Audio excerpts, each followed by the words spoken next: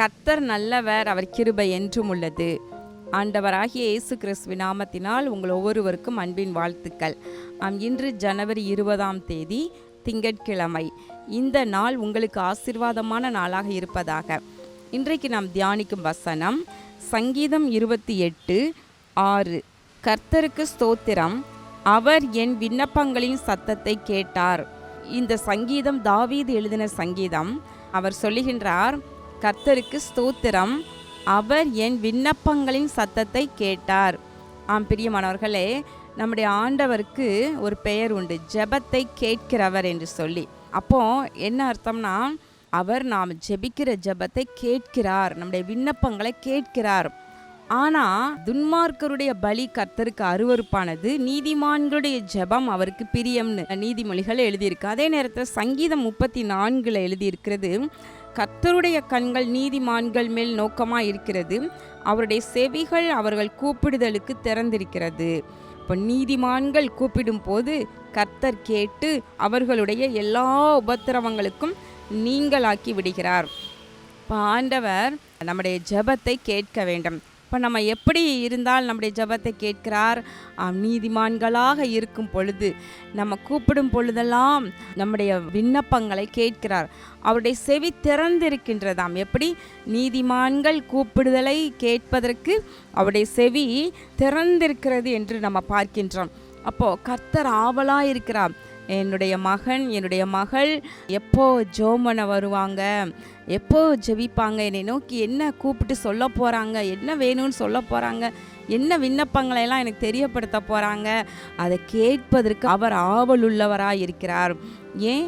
கேளுங்கள், அப்பொழுது உங்களுக்கு கொடுக்கப்படும், உன் வாயை விரிவாய் திற என்று சொல்லுகின்றார். அப்போ விண்ணப்பங்கள் அவசியம், ஜெபம் அவசியம். இந்த வருடத்திற்கு ஆண்டவர் நமக்கு கொடுத்திருக்கிற வாக்கு தத்தம் எரேமியா 33:3, என்னை நோக்கி கூப்பிடு, அப்பொழுது நான் உனக்கு எட்டாததும் நீ அறியாததுமான பெரிய காரியங்களை அறிவிப்பேன் என்று சொல்லுகின்றார். அப்போ கூப்பிடும் பொழுதுதான். அதே நேரத்தில் வேதத்தை கேளாதவர்களுடைய ஜெபம் கர்த்தருக்கு அருவருப்பானது என்று எழுதியிருக்கின்றது. பிரியமானவர்களே, கர்த்தர் நம்முடைய ஜெபத்தை கேட்கணும், நம்முடைய விண்ணப்பங்களுக்கு அவர் செவி கொடுக்கணும். அப்படின்னா நம்ம வேத வசனங்களை வாஞ்சையோடு வாசிக்க, தியானிக்க நம்ம பழகிக்கொள்ள வேண்டும். வேதத்தையே சிலர் என்ன செய்வாங்கன்னா, பைபிளை வாசிக்கவே மாட்டாங்க, ஆனால் ஜெபம் மட்டும் நல்லா பண்ணுவாங்க. ஆனால் ஆண்டோடைய வசனம் சொல்லுது, வேதத்தை கேளாதவன். அப்போ வேத வார்த்தைகளை வாஞ்சையோடு தியானித்து வாசிக்க இஷ்டமில்லாமல், சத்தியத்தை கேட்காம, ஆலயத்திற்கு சென்று கர்த்தருடைய வார்த்தையை கேட்கறதுக்கு பிடிக்கல, சர்ச்சுக்கு ஏன் போகணும், வீட்டிலேருந்து ஜெபம் பண்ண ஆண்டவர் கேட்க மாட்டாரா? இந்த வார்த்தையை எத்தனை பேர் சொல்கிறாங்க, யோசித்து பாருங்க. வேதத்தை கேளாதவருடைய ஜெபம் கர்த்தருக்கு அருவருப்பானது. அதே நேரத்தில் ஏழையின் கூக்குரலுக்கு தன்னுடைய செவியை அடைத்து கொள்ளுகிறவன் தானும் சத்தமிட்டு கூப்பிடும் பொழுது கேட்கப்பட மாட்டான். அப்போ கர்த்தர் அதை கேட்க மாட்டார் என்று எழுதியிருக்கிறது. அப்போ கஷ்டப்படுறவங்க, எளியவர்கள், அவங்க நம்மிடத்தில் கேட்டு தங்களுடைய சத்தத்தை உயர்த்தி தங்களுடைய காரியங்களை சொல்லும் பொழுது, அதை கேட்பதற்கு மனசில்லாமல் இருக்கும் பொழுது, ஆனால் அதே நேரத்தில் நாம் மாத்திரம் ஆண்டவரை நோக்கி சத்தமாக ஜெபிக்கும் பொழுது அவர் கேட்கணும்னு நினைக்கிறோம் இல்லையா?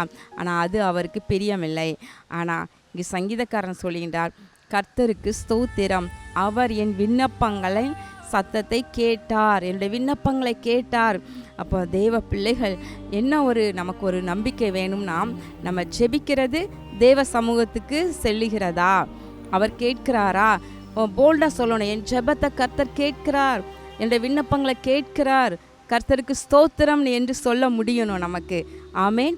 அப்போ நம்ம நீதிமான்களாக தேவனுடைய சமூகத்தில் அவர் பிரியமாக இருக்கும் பொழுது, தானியேலை குறித்து சொல்லப்பட்டது, நீ மிகவும் பிரியமானவன், நீ வேண்டிக் கொள்ள துவங்கும் பொழுதே கட்டளை வெளிப்பட்டது என்று சொல்லப்பட்டது அல்லவா?